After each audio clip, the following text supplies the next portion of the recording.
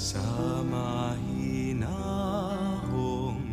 paalam ng araw, sa pag-ihip ng hanging kahapunan, balabal ko'y init ng iyong pag-ibig. Hello. Sa dapit Go ahead. Hello, magandang gabi po sa inyong lahat na mga kalakbay at sumusubaybay sa Radyo Maria Philippines.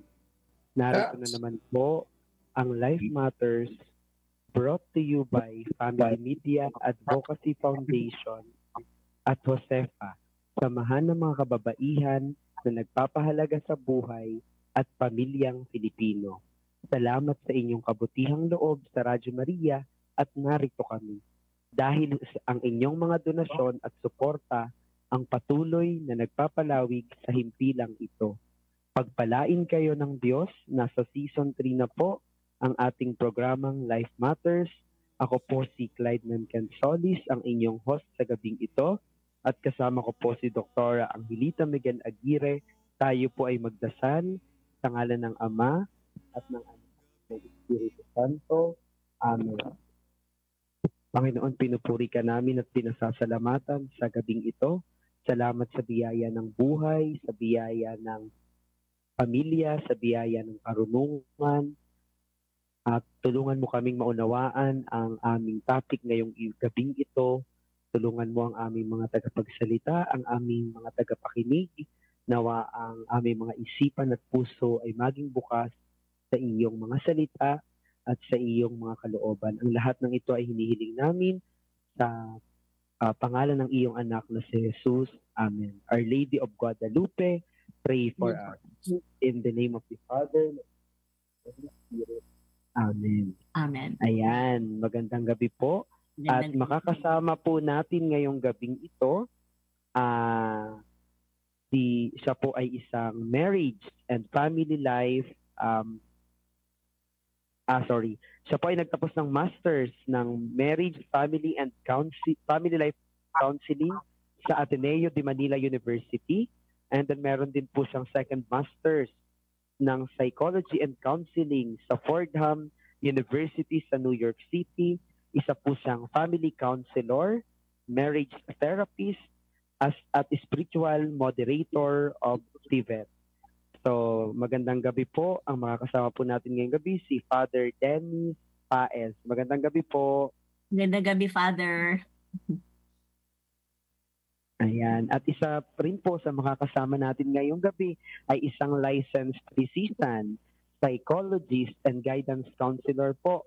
May mga clinic sa Makati at sa Alabang at eksperto po siya sa psikolohiyang pang-pamilya at pantahanan. Makakasama po natin si Dr. Lucille Montes. Good evening po, Dr. Lucille.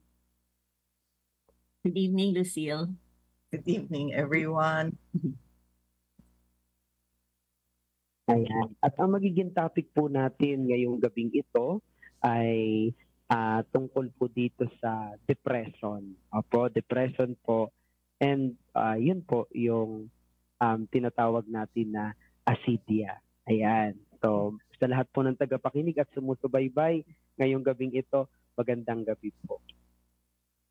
Well, actually, Clyde, yung depression hindi naman asidia, kundi yung asidia is a situation, a spiritual situation na natutunan po namin, Father, sa EWTN.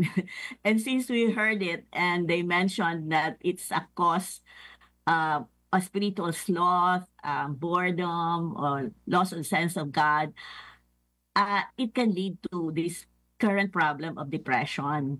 So, gusto ko lang naming pag-usapan yon aside from the usual thing na nakikita ninyo sa inyong counseling, pati si Dr. Lucille. Kaya, naisipan ho namin i-touch yun kasi marami nga, including ourselves, na hindi namin naintindihan yung asidia. Kaya lang, parang just to share with you a bit, when I was on training many moons ago, nabasa ko sa isang article when I was doing my postgrad in the US na bihira ang nagpapakamatay o nadidepress kung siya ay practicing Catholic. because of the sacrament of reconciliation o yung confession. Kaya sabi ko, oo nga, ano. So siguro kung we are close to God and we have a personal relationship with Him, baka nga hindi tayo mapunta sa ganung sitwasyon. So gusto po naming marinig ang inyong opinion tsaka kung ano ang inyong nakita sa mga pasyente at pamilya nagkaroon ng ganyang problema. So, would you like to start, Lucille or Father? Can start? Never. Ladies first. Yeah, because so ang perspective na kukunin ko dito talaga from a psychologist, no? Although I am a psychologist that's very aware ako ng spiritual dimension, and that hindi mo pwedeng tanggalin yon sa pagkatao ng isang tao, no? Pero may hindi palagi cause yon ng depression. Hindi always na pag walang Diyos o ano maglilid sa depression. Maraming tao, pasyente ko, clinically depressed, sobra silang makadiyos. No? And kapit sila sa Diyos, yun lang ang kanilang kinakapitan. Kasi depressed sila, yung kanilang dasal lang at pagtiwala sa Diyos, yun lang ang kapit nila. So we cannot say na ang depressed na tao nawalan ng Diyos, no? Hindi. Maybe some, yes, but some, no. So when you talk kasi of clinical depression, sakit yun, no? Sakit yun. Merong biological changes na hindi na makontrol kuminsan ng tao. Depende sa seriousness, no? May mild, moderate, severe. Kung may level ng depression na hindi na niya nakokontrol yung kalungkutan niya, no? So I will talk about this a bit later so that Father can give his input about acedia. But gusto ko kasi sabihin ngayon na hindi lahat ng depressed na tao nawalan ng Diyos, no? In fact, karamihan sa kanila, yun lang ang kapit nila. Okay. At meron nga tinatawag na dark night of the soul, which saints experience.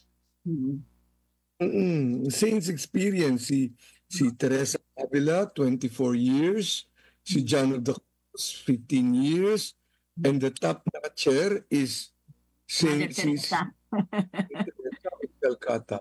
Calcutta, yes. Yes. She's the top notcher. From the moment she chose to follow Christ, talagang left everything and follow Christ, her depression started. To the point that she was talking about, she was doubting whether heaven existed. She called God ever absent one. At ang magaling doon, lahat ng mga ginagawa niya was in a state of depression. Teresa, maraming gumagawa nun eh. Yung mga poorest of the poor na yan. Maraming gumagawa nun. Even her habit is not original. Pero ang sa kanya was, oh wow.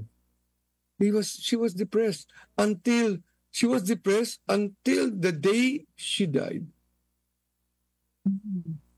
So But ang ginagawa ni Mother Teresa was, in spite of her depression, araw-araw yan. Maski wala siyang nararamdaman, maski down na down siya, maski walang consolation dumarating, she was still going to prayer. She was still faithful with her practices of piety. Maski na walang nangyayaring down na down yung feelings niya. And that is what is heroic about her.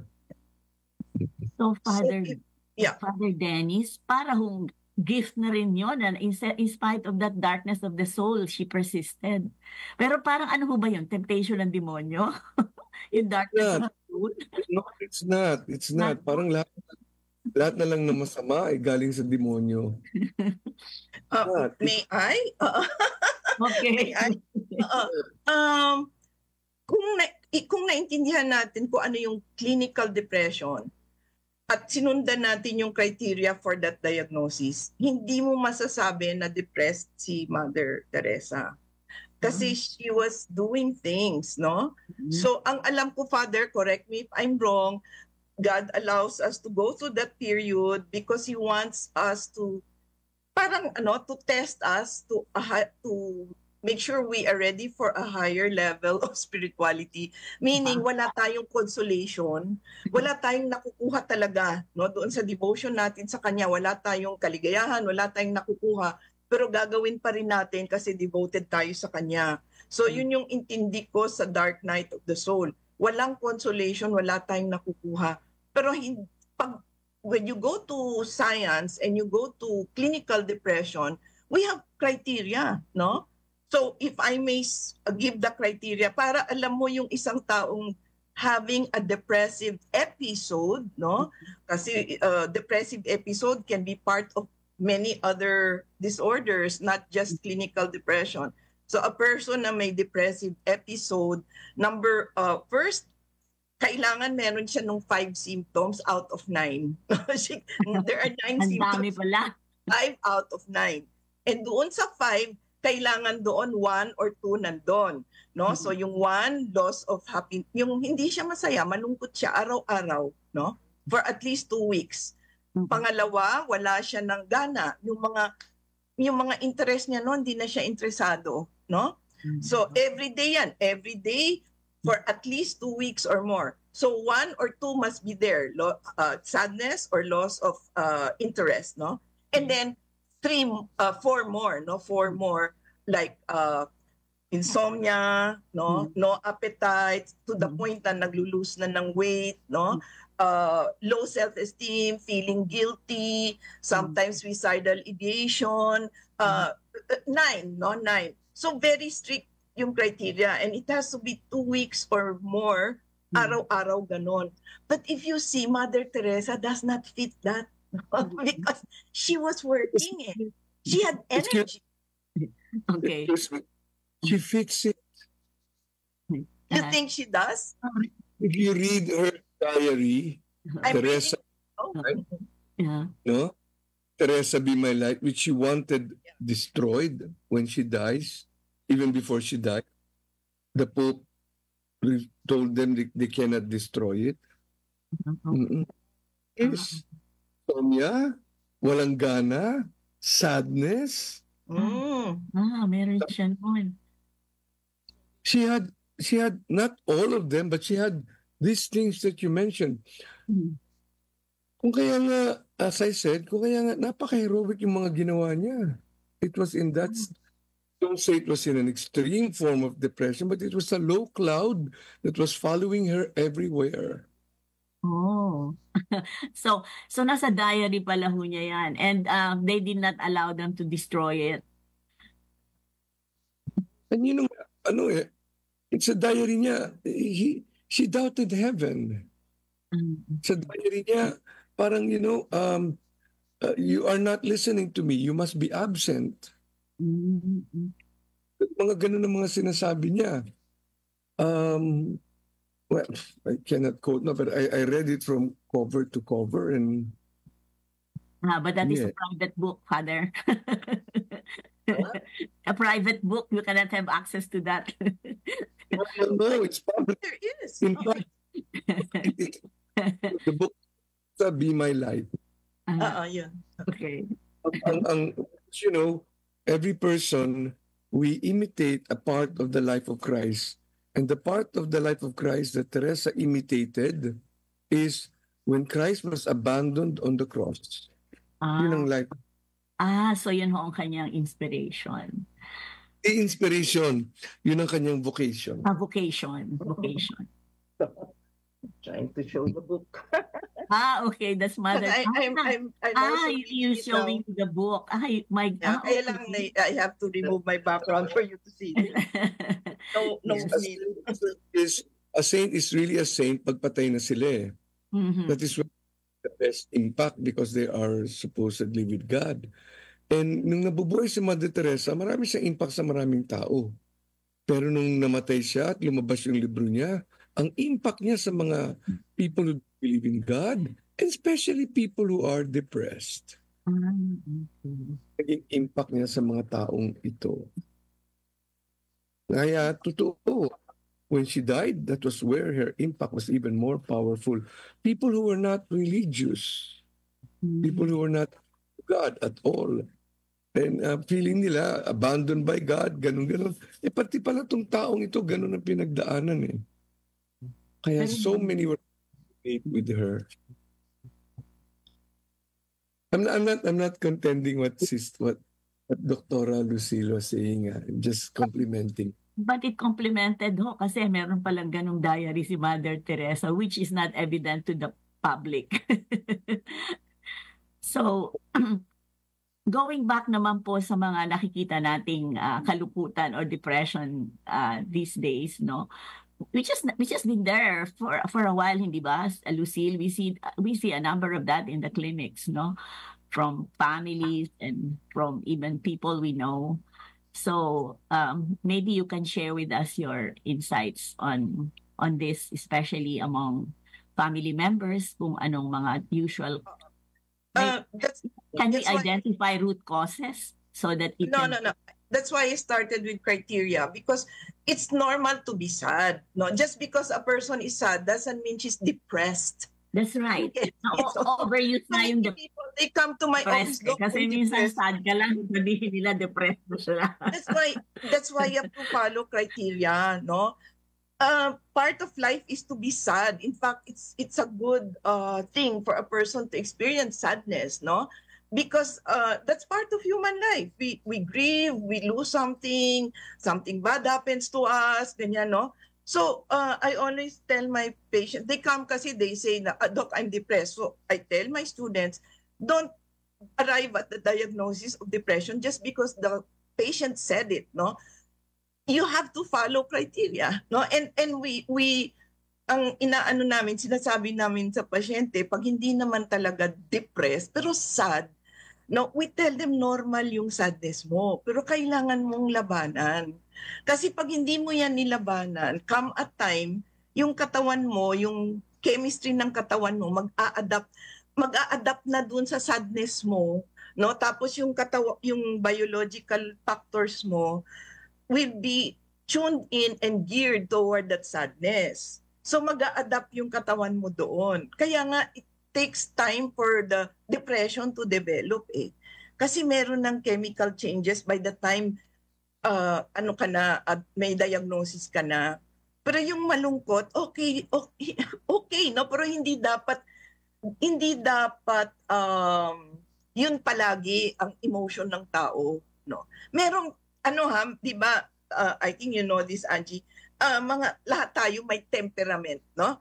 Lahat tayo, we are born with a certain temperament, no? Yung iba masaya, yung iba introvert, no? Yung iba pessimistic, yung iba optimistic. Kanya-kanyang temperament yan. And then the temperament together with education, experiences, lahat, together you have personality. No? So may mga personality talaga, may tendency maging malungkot, no? Pero hindi sila depressed, ganun lang talaga sila. No? So first they have to know that about themselves so that they can develop other emotions, no? Yun, no? So hindi lahat ng malungkot depressed.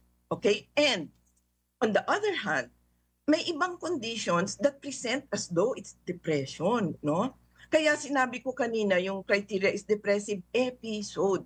Kasi yung trauma, PTSD, meron siyang parang depression, no? Yung bipolar, meron siyang parang depression, no? May mga ibang conditions na low yung mood, nakamukha niya depression. No, that's why you really have to be very strict in the criteria before you call something major depressive disorder. Pag sinabi nating major depressive disorder, yan, depression, yan yung pure depression, no? Pero may ibang conditions na yung namatayan, sad, di ba? Pero hindi sila depressed. Yung mga naka-experience ng horrific, life-threatening experiences, they have PTSD, they have other symptoms and negative emotions, negative thoughts, no? And then you have also other things, no? Yung bipolar, they go into hyper-energized state to low energized, no? So they go into like a depressive episode, no? Pero pagka umabot na dun sa criteria, kailangan yon may professional na tumitingin. Kasi kasi nga baka may biological changes na kailangan i-reverse. So, kailangan maintindihan din yun ng ating tagapakinig. Yes, Ng malungkot, depressed. Kasi overuse ngayon yung depressed. Kasi Yes. sa mga bata, malungkot lang sila. Sabi nila, I'm depressed. Yes. Diba? At So, saka- this needs to be corrected. They failed an exam, they're depressed, no? and then there are also personality disorders that really have rapid mood swings, and then pagka low sila, yon, akala nila depressed sila. Ang pinag-iingatan lang natin doon sa depressed talaga, ang number one pinag-iingatan natin yung self-harm, no? Kasi lalo na yung kabataan ngayon, kasi hindi sila magaling mag-solve ng problem. Pagka meron silang challenge, stress, ganyan, ang mga ano nila ginagawa nila agad slash, no? Or attempt mag-suicide, o kaya they do bad things, no? Like take drugs, ganyan. So yun yung binabantayan natin sa mga taong so-called depressed, no? Because they resort to not helpful solutions to their problems. Father, sa inyo pong mga counseling, ano naman po ang inyong pwedeng i-share o ipaliwanag sa ating mga tagapakinig tungkol dyan sa problema ng depression sa kabataan? Ang akin naman kasi, because I'm a priest, I'm not I'm a Yes. priest, I cannot help it. Yes. Always, I cannot just look at it in a medical point of view. Yes. So, ang aking angle na tinitingnan doon is finding meaning. Finding meaning sa pinagdadaanan nila, sa nangyayari sa kanila, sa mga bagay na hindi nila gusto, to be able to find meaning. Kasi when a person finds meaning, the unbearable becomes bearable. Nakakayanan. Pag nakita niya yung kabuluhan ng bagay. So that is the angle I go into. I let the other professionals do the other scientific whatever it is. I ask them anong sabi ng psychologist mo, anong pinescribe sa ng psychiatrist mo, ganyan. And then I had in that way meaning. So, Father, sa experience po ninyo, yung mga bata na minention ni Lucille na nag-slash, hindi ho ba, o attempting certain things to end it all, no? Hindi po ba isa rin yun ang reason doon is parang hindi sila connected spiritually sa Diyos? Kasi sa generation namin, kasama ko na doon si Lucille, hindi ba nung araw basta may problema ako, dadasal ka, di ba? Lord, ganito, ganyan. Parang it's beyond you to think of harming yourself, even if you're so down or so disappointed or feeling lost, no? So, hindi ho ba lack of spirituality din yon, yung ganon, kulang sa direction or what? I'm just wondering. Kasi hindi naman lahat ng bata na malungkot will do that, no? Kasi bakit niya gagawin yon? Although sabi nga ni Lucille, minsan, marami siya nakikita pasyente na meron namang connect. Parang nagdadasal. Pero kaya lang yun ang pagdadasal doesn't necessarily mean that you're really connected to God. Di ba? Parang it can be superficial o parang hindi talagang malalim.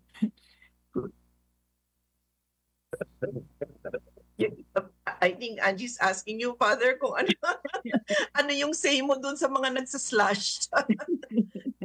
Because, Father was saying he tries to give them meaning, no? And that is really, what should be done, not to give them a reason for life worth living.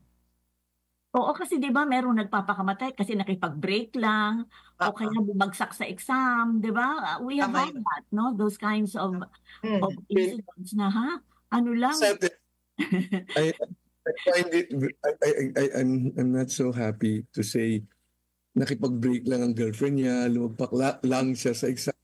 Siguro para sa atin lang. Oh, pero sa kanila mabigat yun. And they're not necessarily wrong. Yun sa kanila eh. Nagdating sa kanila, we have a different education siguro. And you know, the things that we cry about, matataw na siguro sila rin. They find it, ano yan lang. Diba? Hindi siya lang. It means malalim sa kanila yon. And I think Dr. Lucille will agree with me na maybe the difference is mahina talaga sila sa resilience. Mahina sa bouncing back. Resilience. Oo, because nga everything is instant eh. Imagine, panahon natin eh, ilan lang channel sa TV. Yun, ako when I look back at it, wow. Hindi yung may TV lagi, di ba? At only at 3 o'clock, abangan mo yung 3 o'clock, may Space Ghost. After that, napapanood sa TV. No? Mag-aabang ka na may... Ngayon, how many channels are there in TV? Gustuhan, palit ka ng palit. Nakakahilo manood ng TV kasama nila. Palit ng palit. That's true. So, yun ang ano dun eh. Walang... Yeah, nagmamadali. No, yung palit ng palit. Palit ng palit. Oo, hindi rin natapos. So, in other words, parang it boils down to development of virtues. Eh, di ba, we are not born with virtues. Virtues are developed. We're not born with it. So, the parenting style, which is the theme of the recent Episcopal Commission on Family and Life Conference, I guess has a lot of bearing also on how people will handle stress. And as Father says, kailangan resilient tayo. No? And I think in previous generations, yung resilience is something that our parents really tried to put in our system, no? Yung resilience. Kasi we had to wait. No, walang instantaneous. Basta may dream ka, you have to wait and work for it. Tama po ba yun? The context of family, yung panahon natin, takot tayo sa mga kulang natin. We are so afraid to displease them. Ngayon, I find many parents takot sa mga anak nila. They're careful to not to say, not to do this, not to baka mag-depress, baka magpakamatay. Yun ang pinaka-ano nila, pinaka-fear nila. And so they walk on tiptoes on their children, and which also means ayaw nilang mahirapan yung kanilang mga anak. Ayaw nilang padaanin on natural things that will enable them to be strong. So, yun. You know what, Father, that's so true. What you're doing in this family thing, talagang we have got to go to the family talaga. Kasi yung if I may support what Father is saying, yung mga parents kasi na naghirap, hindi nila alam kaya sila naging okay kasi naghirap sila. So ang gusto nilang gawin, hindi na maghirap yung anak nila. Usually yun eh. Hindi ko na ipapadaan yung mga anak ko sa pinagdaanan ko. No? Kaya binibigay nila lahat, ni-spoil nila. So hindi na umu-okay yung character kasi binigay na lahat. No? The parents don't realize yung paghihirap mo, yun nang naging dahilan kung bakit ka naging ganyan. Kaya ka naging okay.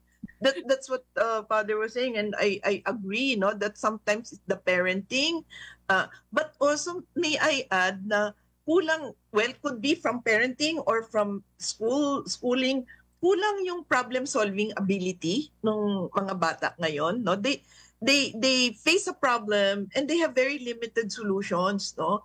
But you know, in life you have to be a problem solver. So for me that's a very important skill, no, that a person must learn, so that when you have from practical problems to life problems, you should have the ability to come up with several solutions, no? And not the quick ones like gambling, drugs, addiction, self-harm, and those are the quick solutions, no?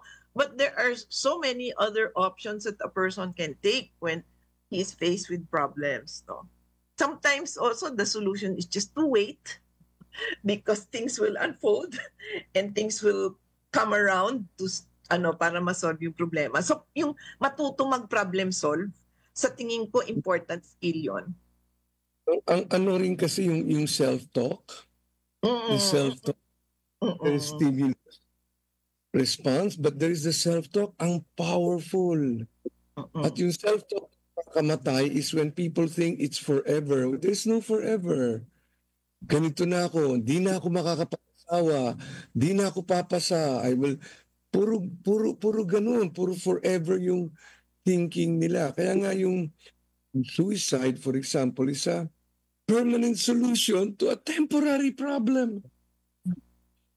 In self-talk nila, pinipilit forever. This is not going to end like this all the time. It's not true. Kuminsan, I don't know if Doctora believes, Doctora, I don't know if you believe with me that the mind is the biggest liar. No, kaya ngayon yung pinagbabasehan ng tinatawag na CBT, Cognitive Behavior Therapy, di ba? Kasi you identify yung mga thoughts mo at alin doon yung mali. Kasi many times marami tayong thoughts na mali, no? So yun yung basis ng CBT, no?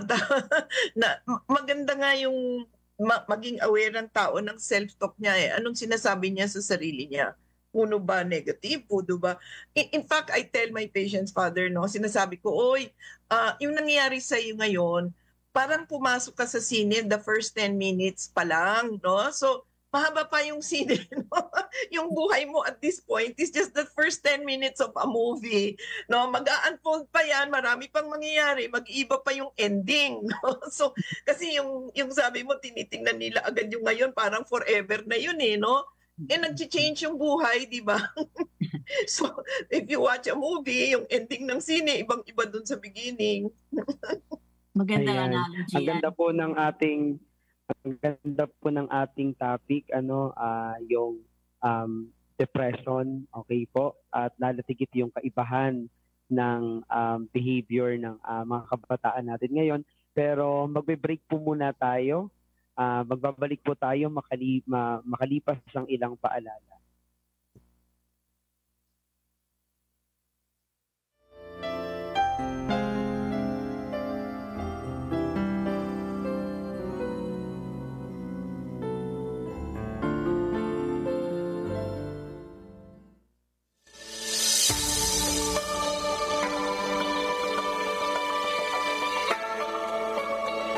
Binabati ko ang lahat ng mga tagapakinig ng Radio Maria. Ito po si Bishop Roberto Malyari. Ugaliin po nating makinig sa Radio Maria Philippines upang sa tulong ng mga programang pangpanalangin at Kristiyanong paghubog, tayo ay mas tumibay sa pananampalataya sa Diyos at lalo pa natin itong isabuhay sa pang-araw-araw nating pamumuhay. Sa ating pakikinig ay suportahan din natin ang Radyo Maria nang mas lumawak pa ang misyong ito ng Mahal na Ina. Sa pamagitan ng Mahal na Inang Birhen, pagpalain nawa kayo ng Diyos Ama, Anak at Espiritu Santo. Amen.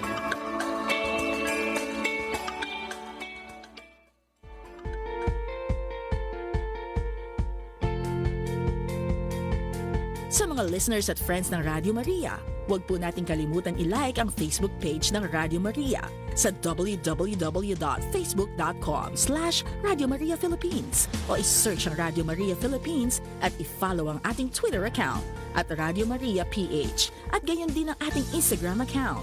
I-search at i-follow lamang ang Radio Maria Philippines. Welcome to the Radio Maria family.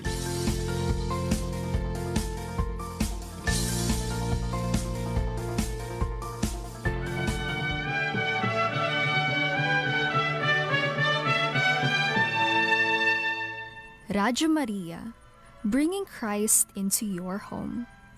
In the noise of life, Take a moment to listen to His gentle call. Discover peace, love, and hope with Radyo Maria Philippines, your companion in prayer, faith, and devotion, wherever you are, whenever you need Him. Makinig, magnilay at muling magbalik sa Kanya. Radyo Maria, tinig ng kapayapaan, ilaw ng pananampalataya. This is Luisa, isang tagapakinig ng Radyo Maria.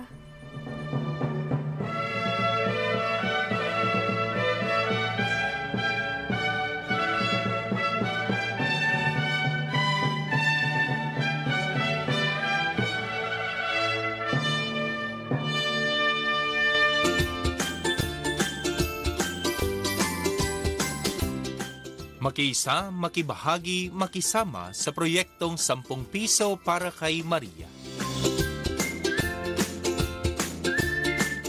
Ang Radyo Maria ay isang non-profit, non-commercial radio station na naglalayon na maipakilala si Kristo sa lahat ng tao. Maiparating at maipadama ang pag-ibig ng Diyos sa bawat isa sa pamamagitan ng ating mahal na ina. Upang maipagpatuloy ang misyong ito, kami po ay nag-aanyaya na kayo'y makibahagi sa ating fundraising project na 10 piso para kay Maria. Ang inyo pong tulong ay maaari po ninyong maipadala sa ating online alkansya sa ating GCash number 0977-049-3297. 0977-049-3297. Sa pangalan po ng inyong abang lingkod, Gerald Cortez, ang katuwang na direktor ng Radyo Maria sa Pilipinas. Makiisa, makibahagi, makisama sa proyektong 10 piso para kay Maria.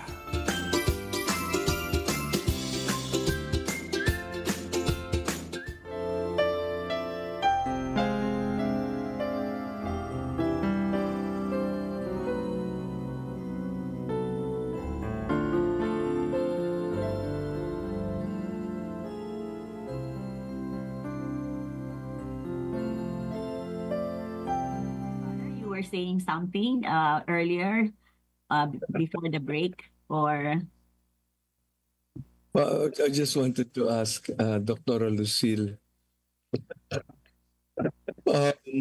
when of course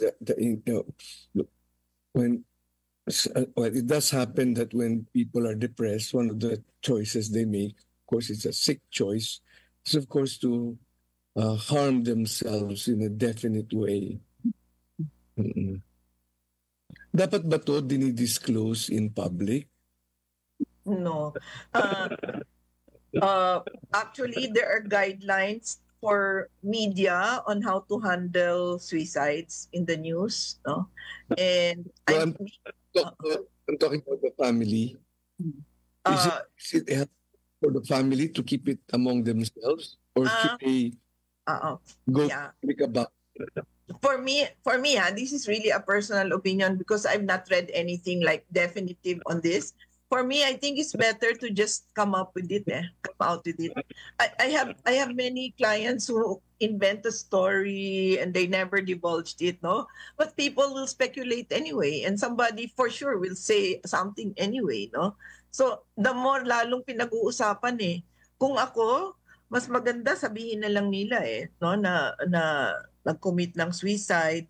Meron pa kasi ng stigma, Father, kaya yung mga pamilya nahihiya mag-divulge sa public, sa friends nila, na yung loved one nila nag-suicide, nahiya silang sabi. Pero para sa akin, I think okay lang na sabihin na lang nila, no?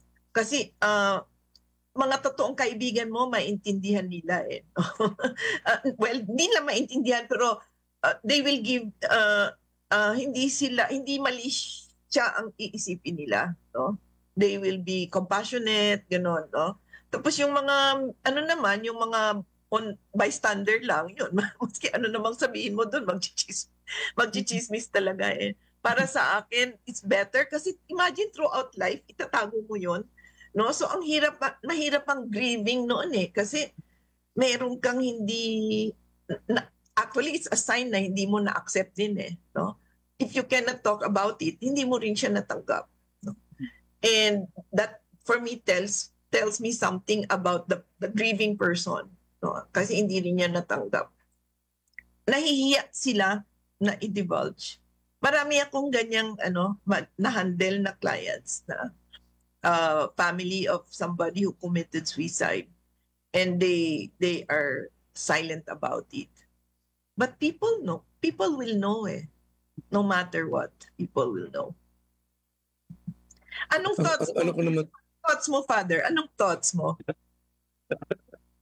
Whereas I of course, I tend to respect the family if they want to be very private about it. Ang aking is, when it is not talked about, ang aking learning and aking experience, when it is not talked about, meaning it is swept under the carpet like that, parang it doesn't happen. For example, happens in a school, and parents will say, we don't want anybody talking about it, and the school pretends it never happened. In 3 of my experiences, nasundan. That's a phenomenon That's a phenomenon. Nagka-cluster. Kaya nga, one of the biggest malice of that is it becomes a chain. That's why it has to be. Pero at the same time, for example, at this moment, I have a grieving family that they just want to keep it so secret, and ang daming mga negative ang daming mga negative consequences noon. For example, the grieving is not done properly. And ang result niyan, somewhere down the generations, somebody will have to grieve it. Yeah. You will have to grieve that, no? Parang generational, I don't say curse, generational burden, something like that. Father, yes, Father, kailangan ba na parang sometimes, as you said, it can be repeated in the family. Hindi ko ba kailangan doon ng intergenerational healing? Maybe there's a hurt in the family that's been going on and has to be healed. Yeah, of course, there has to be intergenerational healing. There is not only this, but there's also abortion. There is also people dealing in witchcraft. There is also murder, for example. There is also some embellishment. There's certain things that people don't talk about, and it gets kind of secrets have, di ba, Doktora? Secrets have a very toxic element in families. Secret from pride. Yeah. Ako kasi kunyari, specifically suicide, naiintindihan ko kung sa umpisa ayaw muna nilang ikwento kasi sila mismo, they're still shocked about what happened no? So, ang kamag-anak ng nag-suicide, especially close relation like parent or child or spouse of somebody who committed suicide, they're going through a lot of mixed emotions, no? And part of that mixed emotion is the guilt, no? The guilt. So para bang na baka siya yung may kasalanan, ganun-ganun yun. So pinaprocess pa nila yun So naintindihan ko bakit ayaw pa muna nilang i-divulge. Pero ako at some point, they have to have some kind of resolution, no? They have to have some kind of resolution and be free enough to start talking about it to others na kinakaya na nila kasi na-resolve na nila. But I'd like to say this topic is often mishandled, no? And there are actually guidelines, as I was saying kanina, for media kung paano i-handle yung news about suicides, no? And ang phenomenon is pagka may balita na ganyan, yung mga vulnerable na nakarinig, lumalakas ang loob para gawin, kaya nagka-cluster. Kaya we have to be very careful how this is handled, no?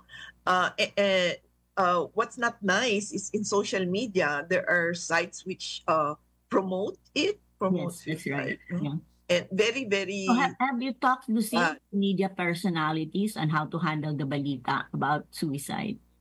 Yeah, well, ano yan, guideline talaga yan eh. Well, one is not to attach not to attach benefit that came out of the suicide, no?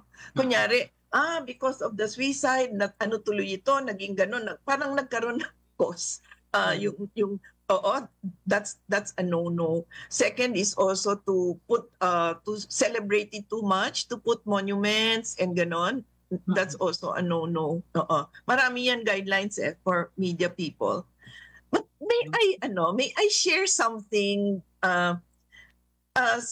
may I share something related to the topic? Saint Thomas Aquinas wrote 5 remedies against sadness. And I'm so amazed how on point siya, no? Ang galing-galing talaga ni St. Thomas, no? Sabi niya, 5 sabi niya, the first remedy is granting ourselves something we like, no? So, gawin mo yung na-enjoy mo, no? So, kung gusto mo nang kumain ng candy, gawin mo yon. Kung gusto mo tugtog ng piano, gitara, so grant yourself something you like. The number 2 is cry, no?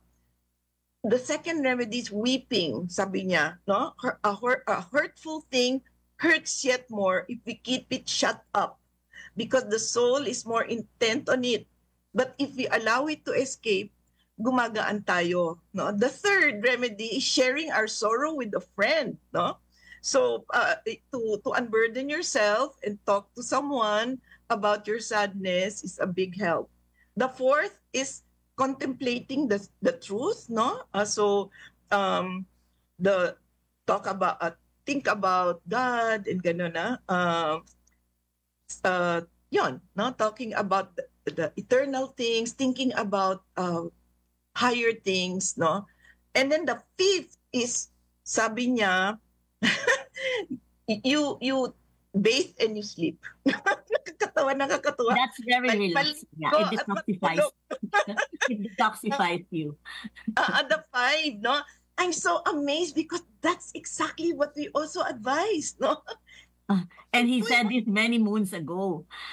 Going back to what you said about talking to a friend, you know, there are two instances of doctor suicide that we know that the story was before they committed it, they were reaching a friend. And these two, one is a male and one is a female, but both of them was calling a friend. And unfortunately, you know how busy doctors are. When they call this particular friend, the friend says, I'll get back to you because I'm so busy today, you know? And pareho sila ng sinagot. And eventually nga, but it's not, of course, it's not because yun nga, no? But then, at the last moment, siguro they wanted to talk to a friend. And nagkataon naman yung mga friend na tinawagan nila are not available to listen. So kaya nga, ang sabi namin, if somebody calls you, ay nako, just talk and just listen, no? And spare a few minutes at least, even if you're so busy, because this happened to 2 doctors that we know. And, well, it's the people that they tried to reach who were telling us about this, you know, and they're kawawa they're naman so yun. sad, no? Sana pala kinausap ko. Kasi hindi naman alam na may problema pala siya, but I'm so busy kasi one is an anesthesiologist. Kasi syempre they're in the middle of the operating room, so you hindi naman nila kasalanan. Kaya but then yun nga, yung reaching out, it's true, no? The first is family members. Kaya yan yung mga pasyente ko, sinasabi ko, gumawa ka ng list of mga 5 to 10 people na pwede mong tawagan. Tapos sinasabi ko, sabihan mo sila na kung malungkot ka, isa sila dun sa list na tatawagan. And better yet, mas maganda, naka-duty kung ito, si ganyan, Monday, si ganyan, Tuesday. Para nakaplano, no? So alam nung tao, pag Monday, ako yung tatawagan nito pag malungkot siya. Pinaplano namin kasi mahirap yung bigla na lang tatawag ka tapos and then you commit suicide. Kawawa naman yung hindi na parang you feel so guilty, no? Na talking to that particular person. Pinaplano yan, pinaplano. Yun yung maganda na pumupunta sa professional kasi may plan, no? May plan. And might I say, yung ito dapat sabihin, yung iba kailangan talaga ng gamot, no? Because as I said, meron ng biological changes sa katawan nila, no? Kaya kailangan ang solution doon biological din. Yung iba naman may genetic predisposition no? Na kasi hindi naman lahat na going to depression di ba? Some they experience horrific things or they're very sad but they don't go into clinical depression. Some do because they may have that genetic predisposition. So more and more ngayon, because there's a lot of discoveries in neuroscience, no? More and more, nakikita nila some of these disorders really have a genetic feature, no? Genetic feature plus all the circumstances that are required for that thing to get unlocked. Then that person will go into depression. But para hindi isipin ng mga tao, I'm parang predestined ako. No, because meron ngayong field in genetics called epigenetics, no? Meaning na yung behavioral choices mo can alter the shape of your genes, no? So kung yung mga choices mo, kung palaging tama, no, hindi lilitaw, no, yung genetic predisposition. Okay, that's interesting. Yeah, kaya important talaga yung behavioral choices, no? That's why maybe going back to say the Mother Teresa, all these people who go into dark night, they make behavioral very deliberate choices, no? Yeah. Each moment they make deliberate choices, no? I'm going to get out. I'm gonna not stay in bed. Tatayo ako. Magtatrabaho ako. Those are deliberate choices they're making, no? Okay, I want to say many things about depression. Number one, many people hindi talaga naintindihan yung depression, kaya magandang pinag-uusapan natin. So yung depressed na tao, yung talagang depressed, hindi na niya when he reaches a point na the biologic takes over, hindi din niya makokontrol yung ginagawa niya, no? Meaning, number one, hirap na hirap to get out of bed. No? May mga alam ako talagang sa umaga nakailang memorare na hindi talaga makaget out of bed, no? Tapos yung pamilya hindi yan naiintindihan, akala tamad lang, ganon, no? So many people don't understand depression talaga, no? Na parang tamad lang sinasadya, ganon, no? So that's why medication is needed at that point.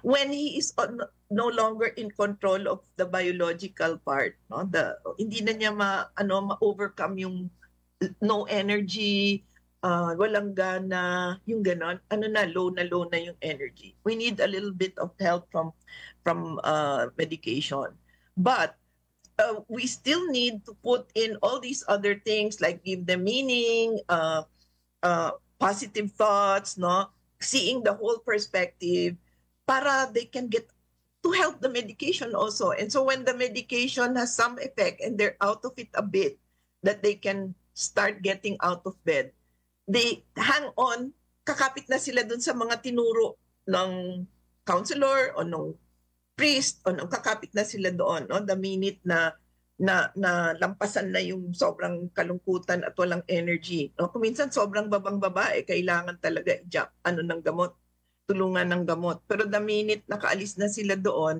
dapat may kinakapitan talaga sila na other things so that they will not depend so much on the medicine. Yun, no? So people don't understand sometimes a person who's depressed, akala nila sinasadya, no? Or hindi kaya. Clyde, do you have any question from the chat box? From the youth? Yes po. Yes po. The question po is, bakit po rampant nowadays ang overthinking and malala ang anxiety ng among the youth of today? Yun po. Madalas kong naririnig yung overthinking. I really, when they always come, Doc, hindi ako makatulog kasi nag-overthink ako. No, so tinatanong ko talaga, anong ibig mo sabihin ng overthinking? Anong iniisip mo? Anong ginawa mo bago ka na nag-overthink? Kasi hindi lahat yan pareho, no? But parang common na word yung overthinking. Parati kong naririnig yan from my patients, no? Sometimes, kailangan mag-overthink, no? And sometimes, it's what we call sleep hygiene, na merong tinatawag na sleep hygiene, no? Ibig sabihin, yung routine na ginagawa mo bago ka matulog, to signal para alam na ng katawan mo ay matutulog ka na, no? So, yung sleep hygiene, kunyari, matutulog ka ng 10 o'clock, mga 9 o'clock pa lang, medyo alisin mo na yung mga stimulus, no, sa surroundings mo. Huwag ka nang magbasa ng mystery novel, no? Magpajama ka na, magsipilyo ka na, no? Kung yung mga babae mag-facial routine na kayo, no, para alam ng katawan nyo matutulog ka na. So paghiga, then you do your prayers and then you sleep, no? So yun yung sleep hygiene. Many times hindi yan sinusunod, no? Kaya nag-overthink. The last minute, magsa-social media pa, marami pang kinakausap. Di syempre, stimulated na stimulated, no? Yung iba, a part of sleep hygiene is wag magtrabaho sa bed.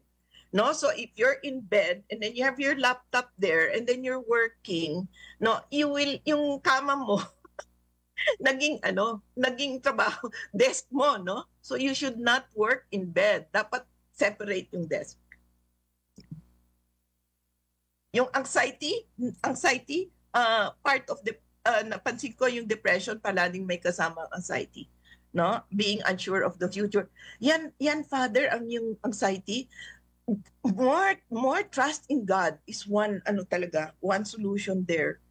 Parang yung abandonment kay God, no? Oo. Kasi nag-a-anxious ang tao pagka hindi nila tinatrust that God is in control.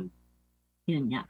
Father, ang tanong naman kung kadalasan, paano naman yung soul ng bata o ng tao na nag-commit ng suicide? Paano ano ang ating dyan ngayon? Hindi po ba ngayon binibless na rin sila? Kasi there was a time na hindi sila pinapapasok sa simbahan, hindi sila binibless. Ngayon the church has changed that particular attitude. So, could you enlighten us how we look at this? Hindi ba, Dr. Lucille, a person is not himself, eh? How can he... The person is not himself, so how could he have made a human action? Not human action. So, hindi siya imputable, hindi siya guilty. His actions are not very conscious. Something to be sinful, number one, the action must be sinful. The person must will it. And the person must be free to will it. And those factors are not they're very, very blurred when a person is, in that state. At gaya ng sinabi ni Doc, no? Ang nangyari kasi yung thoughts already affect the biological thing by the person, eh. Biologically affected na siya. Kasi it's the thoughts. Everything starts in the mind and then goes to the heart and then goes to the action. Kaya nga yung sinasabi ni doctor, yung cognitive therapy. No? And even Paul defines conversion as a change of mind. A change of mind. It's not a change of behavior. It's just a change of action. It's a change of the mind. Transformation of the mind.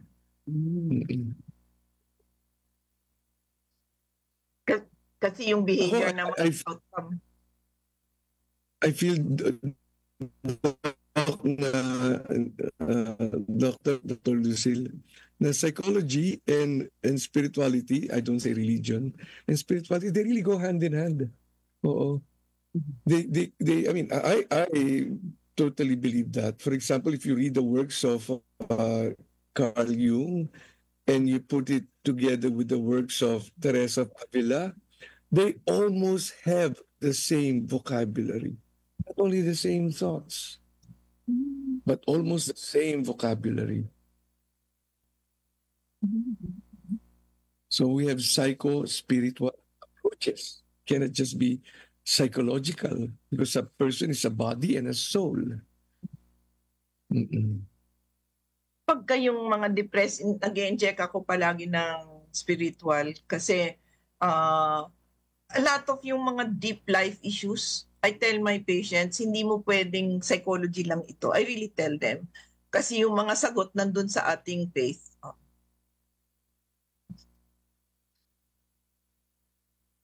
So, going back to the first question. That's why it's very important also that the psychologists that we send our patients to are well-grounded. Oh, yeah. Yes. Kasi the reason why some really go even worse is because when they go to a very secular psychologist who explain everything, in a different way. And that's why, I don't know, Lucille and Father, since you are both psychologists, if we can have a list, because in America, I have come across a list of practicing psychologists and psychiatrists, in the Christian morality. And because they have found that many of the problems encountered, of the problems they have, the problems in the U.S. about many things on that aspect is because they were sent to the wrong psychologist or psychiatrist. That's why, some of their behavior have been perpetuated and not corrected because they were sent to the wrong mental health professional. So I hope in the Philippines, somehow we can come up with that we are comfortable that when we send our patients who need psychotherapy, that they will be well-grounded also on spirituality as part of the, orientation. And vice versa. Sometimes kasi priests think that just because they're priests, they're also psychologists, and that doesn't come with Ganun ba yun, Father? Sometimes, so ang ginagamit nila in their interventions, parang what they consider common sense, hindi naman, without any scientific basis. That is dangerous. For example, iba yung confessor sa spiritual direction. Yes. Iba yung spiritual direction sa therapist. Totoo. I have a little group, Angie, that I let them go through a certification course in pastoral counseling. So I hope it will be the start of something, Catholic pastoral counseling. They had several hours. They had psychology, theology, and they had to have supervised practicum. And so we did one batch, care of San Carlos, but napagod ako. So that's so it for now. That must be exhausting. That's it for now. But hopefully in the future we'll have another batch para dumami ito. These are licensed psychologists or counselors who are grounded in the faith and know how to put together the psychology and use spiritual sources also in their therapy. Oh, I hope you can give us a list of that so that, when we have patients that we need to refer, we know that they are in safe hands, because it's also important. But, well, how to get kayo di ba? Konti lang. Oo. Kaya, but at least if we have that in Family Life Ministries, this is why that we have come up with the natural family planning doctors. We are coming up with a list that will be available nationwide. So that, kasi ang problema is, I want to do a natural family planning, but where do I go? Diba? So that's it's good to have a nationwide directory. And so we hope psychology will have something like that too. Bigyan mo kami. Dapat nga po magkaroon ng directory para alam kung saan pupunta. So meron na lang po tayong ilang minuto para sa programang ito. Siguro po ay hingan po natin ng words po si Father po siguro po muna. Father. Words of wisdom, Father, for our closing statement. Sa akin, so beautiful that we have Radio Maria. Kasi, I don't know, the Blessed Mother talaga for me is a mother. And she never ceases to intercede talaga for us. And so, my founder, Don Bosco, always repeated to us that devotion to the Blessed Mother is a sign of salvation. Hindi niya talaga tayo pababayaan kasi hindi niya tayo matitiis. So, whatever we are going through, no, yun ang aking ano talaga. I mean, it's, yun ang aking conviction from not because of my education only, but also from my experience, that in many of these mental health issues, our Blessed Mother, we should have recourse to the Blessed Mother.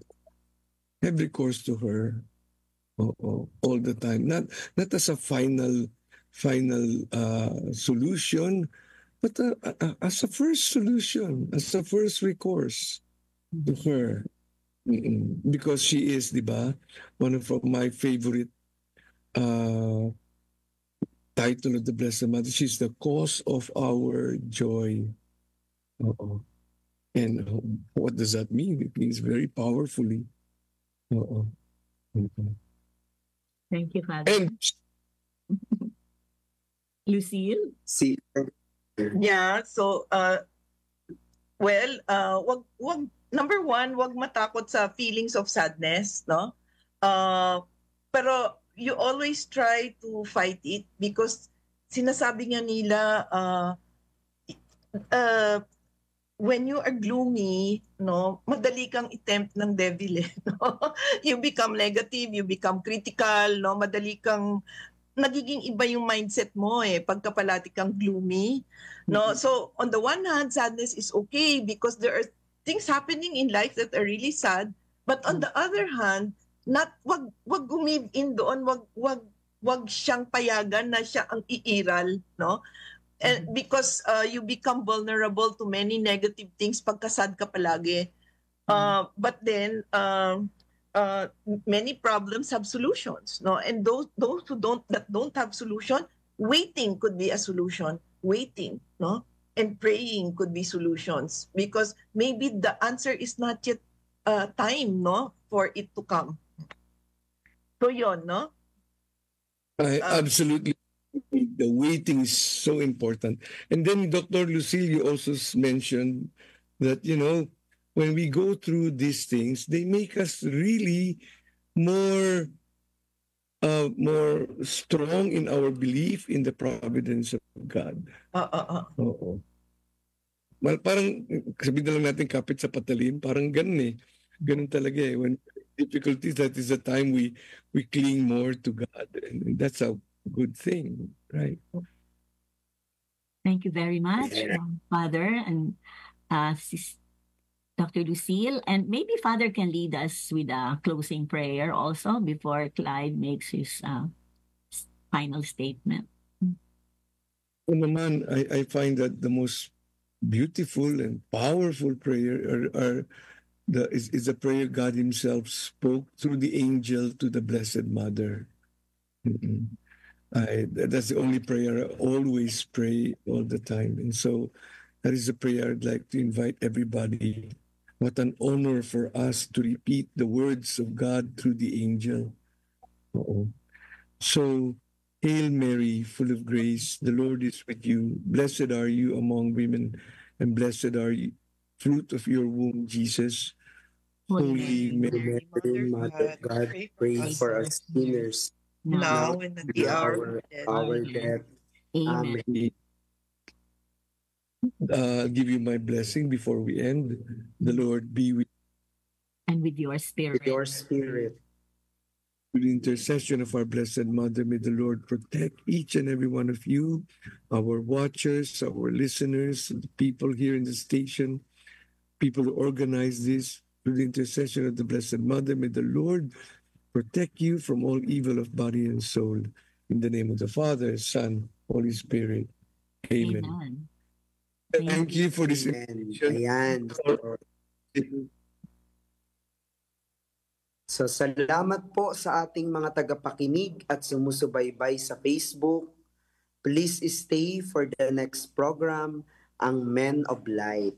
At sa ating muling pagkikita po sa, kailan na po? March 14. Ayan, sa buwan po ng Marso at ang ating magkita-kita po tayo ulit. And also, please remember to visit the website of Radyo Maria for announcements and activities. And salamat pong muli sa inyong generous donations para sa ating patuloy na paglilingkod sa inyo. Magandang gabi po sa inyong lahat. Bye! Thank you. I love Thank you po.